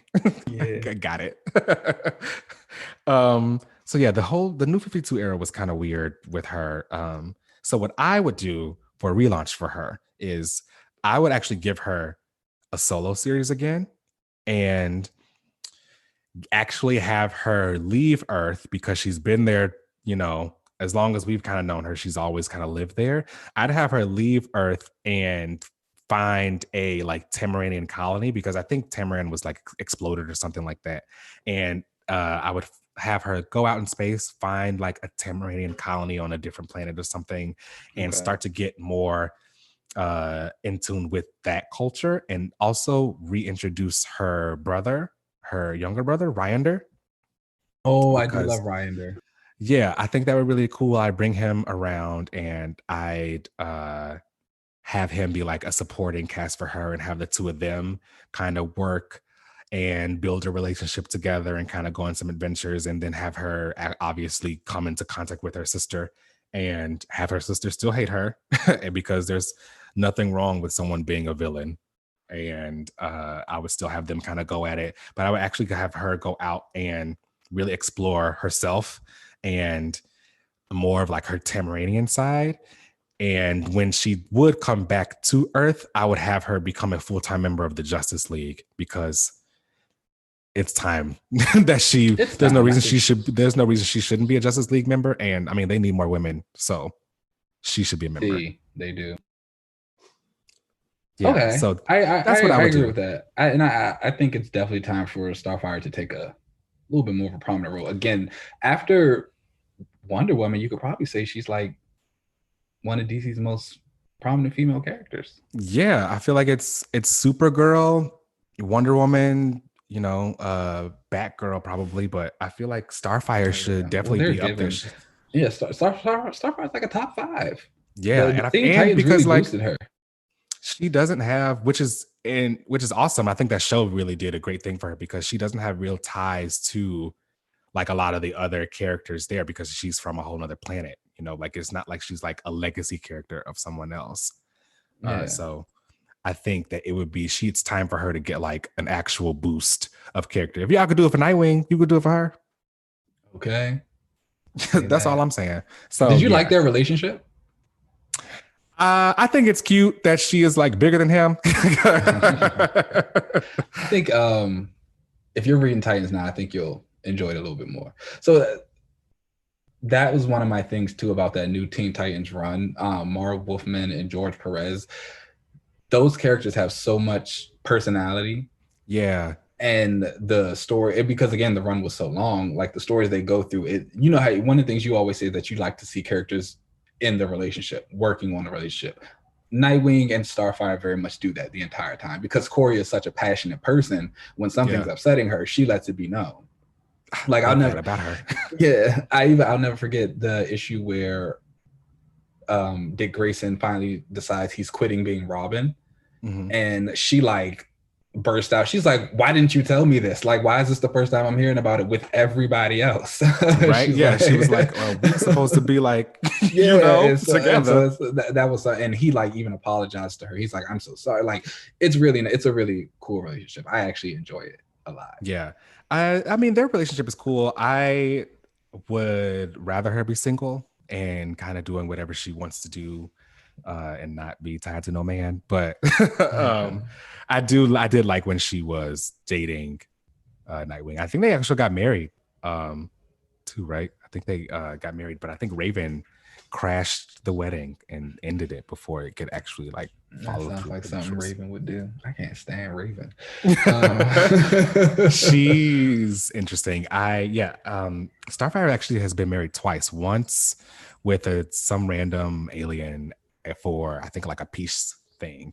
And then that was such a good issue. Yeah. So I actually have that issue, like the physical copy. I'll never forget. Really? On bookstore, and it was there. And I remember seeing the cover had Starfire in this torn and tattered wedding dress, and she's got her star bolts, and she's crying. Yeah. I'm like, what is this? Who is this woman? And so I picked the issue up, and it's always funny to me because as she's marrying the other guy, she sees Nightwing like in the crowd, and she's like, oh my God, there's Dick. Like he's gonna say something. He's gonna break this wedding up. He's gonna like, we're going to be together forever. And then they go to Nightwing and he's like, look at Corey. She's so happy. Like, how can I say anything to ruin this moment for her? And I'm just like, oh, this is so sad. I love them. I don't really even see it for Nightwing too much. I love that. I love the relationship. I love, which is crazy because I love Nightwing. He's one of my favorite DC characters. So he's cool. You would think I would love the two of them together, but I do love their relationship. I don't know. I do love their relationship. It is great because you do actually see them working on it and actually being together. I just don't want her to be tied down to no more. Sometimes your favorite characters need to be single for a little bit. Just a little bit, I agree with that. So yeah, that's how I relaunch her. I take her out into space, give her a solo and let her actually be Tamaranian and kind of get more into who she is as a character. And then have her kind of come back to Earth sometimes and make her put her in the Justice League. I'm into it. All right. It is so interesting that we are so DC heavy, have been talking about these Titans runs, and then your character was Starfire, because my character is Cyborg. Oh, yes. You know what the Titans deserve. The Titans are iconic. They are. They really are. They're up there. The Titans comics were, I think, some of the first ones that I really got into super heavy after the X-Men and Aquaman, which were like the first two comic books that I really did. It was like the Titans came after that. Same. So I don't know if a lot of people know this, but I actually really love Cyborg. And I think it's funny because I've mentioned before how I don't really love like techie characters. But I think with Cyborg, a big part of his story has always been how he's still the man outside of the machine, which has also been a very big problem for a lot of his stories. So if you don't know, depending on you do love a good, like, you know, there's somewhere in the middle they're like tortured a little bit, like they got to figure themselves out. I love a tortured soul. I love a tortured soul. I do. I really do. So if you don't know, Cyborg was created in the 80s, 1980. So he's actually had two different origins. The original I didn't know that. Yeah. So the original origin of Cyborg was that he was like visiting his parents in their lab where they worked on interdimensional portals. And so during this, when he's there, basically, I guess they get one of the portals to work. A monster like comes through, kills his mom, gravely injures him to the point he almost dies. And then like, but the dad does something, he manages to send it back. Mom's dead. So what Silas, Victor's father, does is he finds these prosthetic research that he has and he creates Cyborg. Cyborg obviously is like traumatized by it. He is like, I'm a monster now. He ends up getting found by Raven. That's how he ends up joining the Titans. He continues on in that book for a very long time. He has a couple of really big storylines. He's actually a big reason why the Justice League and the Teen Titans all fight in this 90s. Then the Technus Imperative, he's like bonded with this space machine and he ends up kidnapping all of the Titans because he doesn't want to be alone. And so the Justice League come to like find them and they're like, okay, well, obviously Cyborg is just this big machine now.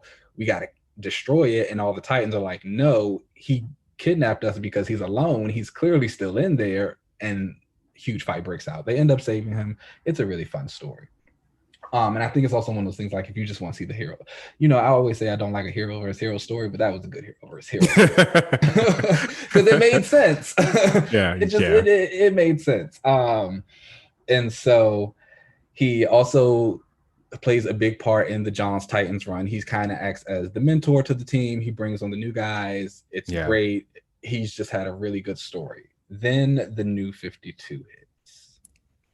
And at this point, Cyborg's entire history is completely changed. His father, Silas, is a scientist at Star Labs. And Victor, the athlete, which was also something that was always in his previous storyline, that he was an athlete. Victor ends up going to Star Labs to visit his dad, where they're working on a mother box. The mother box explodes, kills a bunch of the scientists, and bonds itself to Victor. I don't think it's honestly the worst thing that could happen to him. And I feel like that it's a little bit more believable of how these mechanics stay on him. Lives, as opposed to like, oh, my dad, his dad did it. Yeah. Because it's like, when did his dad ever do anything like that before? So it's like I don't mind it. So the biggest change in this with this New 52 origin is that Cyborg has never been a Titan. He's actually a founding member of the Justice League. Now, that was a terrible decision. So I'm sorry, it was. I think where I am now, I've kind of just come to accept it. I don't think they're ever going to go back to making him a Titan. And I think I've kind of gotten to the point where I feel like you can make him a founding member of the league and it still works. So I will say that I was very much in agreement that it was a mistake. I think that when you made Cyborg a founding member of the league, you took away all of those relationships and the bonds that he had formed with the Titans, and you got rid of so much of his story that made him a natural fit for the league pre-New 52. I'll never even forget during that Justice League reboot they were doing where like Vixen and Arsenal joined the team as Red Arrow. They had Diana, Bruce, and Clark going through members or going through heroes who they could nominate for the league or who they send the invitation out to. And Cyborg's picture came up, and all three of them were like, "Oh yeah, absolutely." Like, he has finally gotten to that role. He started out as like this Titan. He's been a leader of the team. He has shown that he can do all of this stuff. He is ready to be on the league. That, yeah, bring him on. Once you made him a founding member, you lost all of that. He just becomes this rookie amongst these giants, and it doesn't really work because the Justice League aren't really known for being like close. No. So you don't get a lot of personality from him anymore. They're coworkers at most, right? They're like, and so I thought that was kind of fixed. So throughout all of this, Cyborg gets a solo series. The first one's by Johns. It's fine. It's a Johns book, so it's good. It's got a nice little thing with Cyborg. I think, again, it kind of gets into the biggest problem that you have with Cyborg stories, and that is the man versus the machine. So many of Cyborg's stories is about how he is trying to overcome how people see him as just like this android. He's like, I am still a human here. I still have a heart that beats. I still have these things. I think there's even during that new Teen Titans run, there's like a training session that he's doing where he's like lifting all this stuff up, and they're like, oh, we're getting readings of your mechanics and it's looking like some stuff isn't working, it's about to pop. And he's like, no, I don't care, like keep doing it. And he ends up like breaking the wall that he was trying to do. And he talks about, he's like, I'm still a human in here. He's like, I gotta push myself just like I was an athlete. He's like, if something's like tough, I gotta find another way to overcome it, or I gotta like get stronger and beat it. That's how I know who I am. That's pretty cool, because I think they did an episode of that on the Teen Titans show. Yeah, they did. That's cool. So that's always been like a really good thing about Victor. I think the problem came, that's all people kept doing with him, especially after the New 52, because it was like you didn't even have the relationships or other people to build him off of anymore. It was just, oh, is he a man or he a machine? And then I think a lot of that was fixed when David Walker did his Cyborg solo series. I liked that costume in that series. Such a good design. It was really sleek. It was cool. So I think in that one, he kind of started the arc out similar to a lot of others. Is Cyborg the man or the machine? I think he did great because he took it to the next step. It's like, we know that Cyborg, Victor Stone, is the man. Who is that man? And it's okay, like, what does that man do? And so, Cyborg actually like gains control of his prosthetics to the point where he can look human. Okay. And it's like, he does that and he doesn't want anyone to know at first because he's scared, because he's like, okay, I'm finally going to be like visible to my friends and my family for like the first time in however long. And how do I deal with that? And so then, he kind of starts coming out into this human form, and it's fun because David Walker kind of plays it up as not only a cyborg, a man, he's a black man. And so he gets hit with like a lot of microaggressions from people as he's kind of walking around. They're like, how do you eat? How do you use the bathroom? These like just really invasive questions about him and how they kind of see him as this exotic entity rather than just like the black man who he's trying to be. And there's this group of techno sapiens. They're coming to like steal people's essence, and they like specifically want his because it'll make them more powerful. And like, I was rereading the story and it made me think of like Get Out. When I was just like, oh wow. So I was like, this is really good stuff. And it's interesting to watch how he kind of goes from this place of fear of being able to show his prosthetic, like walk around as a normal person, to the end of the story arc where he starts revealing himself to all of the members of the Justice League. And I thought like, okay, like this is how you do Victor Stone as a founding member of the Justice League. Like, you've created the story, you got him, he's revealing himself, he has new relationships, you can show him being a competent solo hero. It was great. Then that one stopped. And David Walker's actually spoken about how he feels like DC kind of pushed him off the book because they did not enjoy what he was doing with Cyborg in that way. Because the next book that got released by John Semper was reverting right back to the man versus the machine of Cyborg. He got this like very clunky, ugly Cyborg design that was just like all big. And it was just like, this is not what people want. But it's like but it's just like that's how DC saw it. They were like just like, oh no, like he's just the big. And I think that's the problem that DC has with a lot of their characters. They get into like this one mode again, the Didio effect. Get into that one mode of character, and it's like do not go beyond that. And Cyborg is a character where I think that story has been told really well in a lot of different mediums. The way the Young Justice cartoon did Cyborg's like turn into that with that mother box, that was really well really done. do, yeah. Young Justice is the best superhero like animated series, hands down. It's the best show. They got it. It's so good. And you know, and he's been associated with some other teams too. He's been on the Doom Patrol before. He's also on the Doom Patrol show, which is also very good if you haven't watched that. He's been associated with the Metal Men. They've tried to do a lot of things with Cyborg, even outside of the Justice League. Again, it just never really feels like it sticks because they don't know who they want him to be. Do they want him to be like the kind of tech guy who all the heroes bounce ideas off of and like need to figure stuff out for them? Is he the competent solo hero? You add the New Gods component in there because of the mother box. Do you want, and I think they tried to do that in Justice League Odyssey, kind of make him the galactic hero, and that just did not go over well. And again, I think you kind of get into the stuff with the Titans, and while it is great to see a lot of that history, I think it's just gotten to the point where he can't be beholden by it anymore. It's time to move forward. It's time to move forward. And to do that, you kind of have to show Cyborg as the confident, well-adjusted Cyborg that he is in the animated series a little bit. Like you think like the Titans cartoons, the Doom Patrol, yeah, he goes through those moments of like, oh, I'm a nasty monster, but then he kind of like adjusts back to it. And again, I think that's what the Walker solo did. It had him like adjusting to it.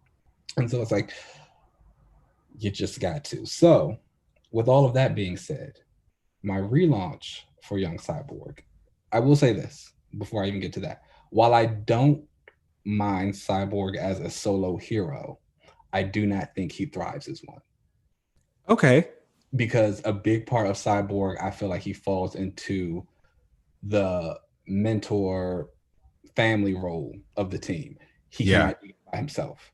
And just like how we talked about a little bit with Diana earlier, he doesn't have the crew to like really build off of it. So I would not give him a solo book. I would actually have him leading a team. This would be a rebooted series or relaunched series, The Terrifics. Oh, damn.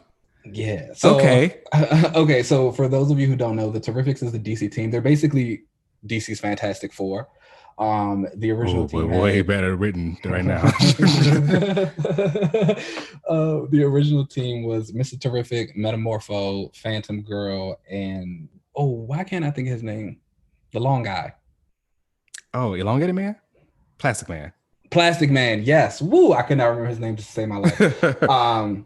So it was basically a spinoff of Metal, the DC Metal event, and they were like going through the dark multiverse, trying to find some. It honestly wasn't that great.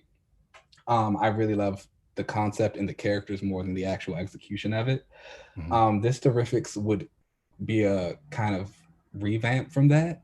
So I think that one thing that you do have interesting with Cyborg is that he has that mother box component. So again, you can kind of play that alien tech thing. I think, especially in DC, there needs to be a team that is going around like finding that superhero tech or like trying to get it out of the wrong hands.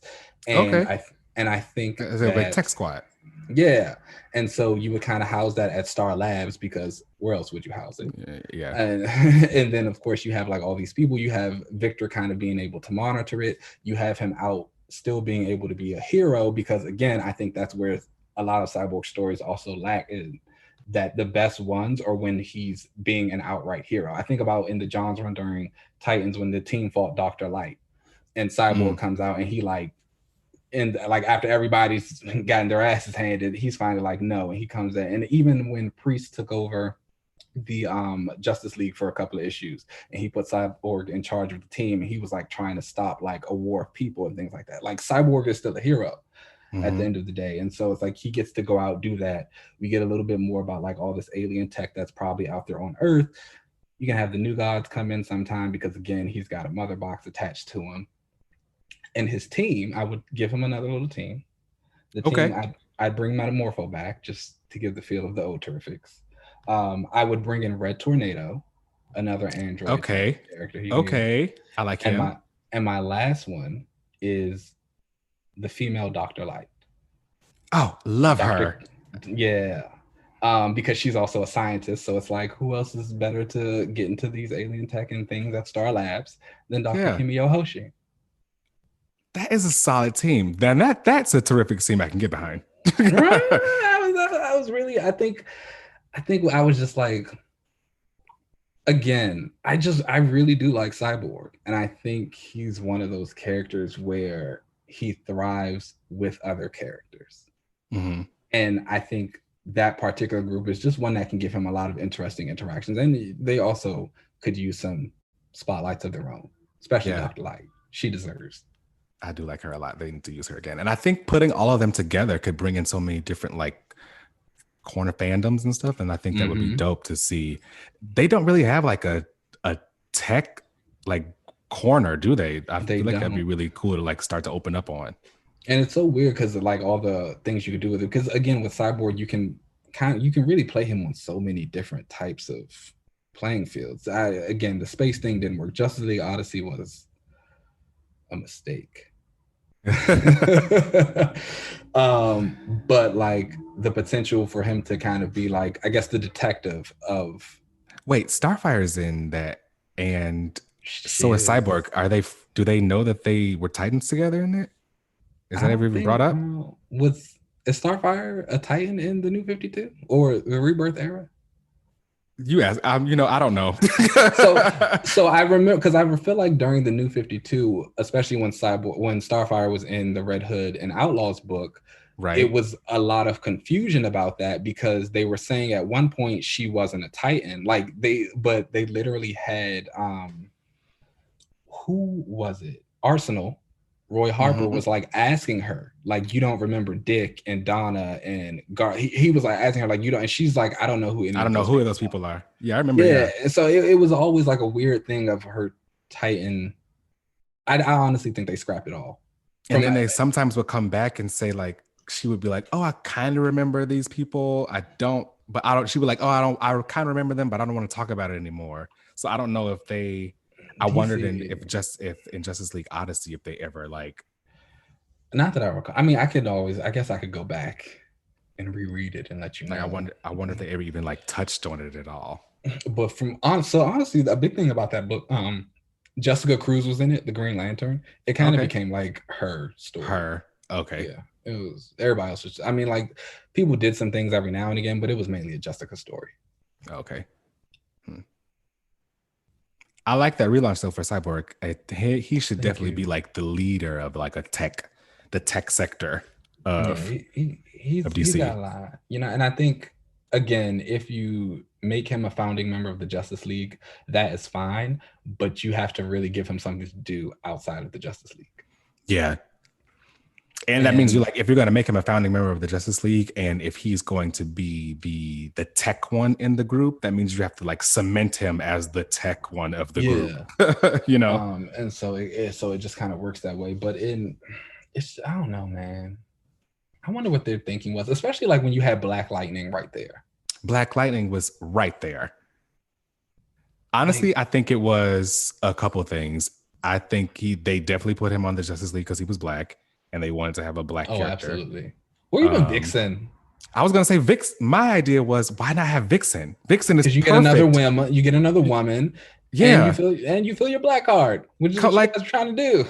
Exactly, which is obviously what you wanted to do. So if you wanted to do it, then why not just give it to Vixen? Like, she deserves a whole lot more spotlight than what Cyborg was doing. He was already like big in the Titans, which I think is why they did it, because not only was he black, but he had the Teen Titans draw, so that Teen Titans draw is strong. Shout out. It is. That's power. And it's so sad because their books nowadays are not. They haven't been good in the Dan Abnett run was decent. He put Steel on the team.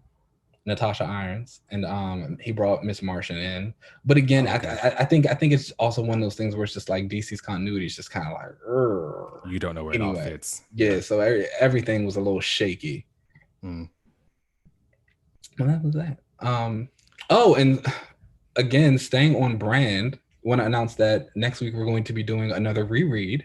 Yes. So next week we will be doing another reread, and we will be reading Crisis on Infinite Earths. Now, I've never read this before, so I'm excited to get into this. I haven't read it in a while, so I'm excited to go back to it. Yeah, this will be interesting. I've seen the animated movie that they did based on it. I think that was Crisis on Two Earths or something like that. Oh yeah, that was the one with Superwoman, right? Yeah, that was a good movie. It was a really we should watch that one. Yeah, for sure. But I've never read the comic, so this will be my first time going through this. I truly don't even remember how I felt the first time I read it. So okay, well, this will be a good discussion then when we talk about this. Absolutely. All right, guys. Thanks so much for listening. You can catch us on Twitter at Another Relaunch. You can email us any questions, concerns, whatever you guys want to talk about at anotherrelaunch@gmail.com. You can find me on social media at UncannyLZ. Keenan, where can they find you? You can find me on Twitter at Keenan Lance with an underscore at the end, and on Instagram at $1 Million Madman, because no, I still haven't changed it yet. Wow. You'll get there. You'll figure something out. One day, when I think I finally got it down to like 3 potential names. But now I also feel like I've made too much of a big deal about this. And so when I like finally say the new name, it's gonna be really underwhelming. They're not like spectacular names or anything like that. I'm just indecisive, guys. That's all it is. Oh, you're gonna have to figure something out. All right, guys. Thanks so much for listening. And again, check us out next week when we do our reread of Crisis on Infinite Earths. And don't forget to subscribe and rate us on Apple Podcasts. Yeah. Thanks so much for listening. Bye.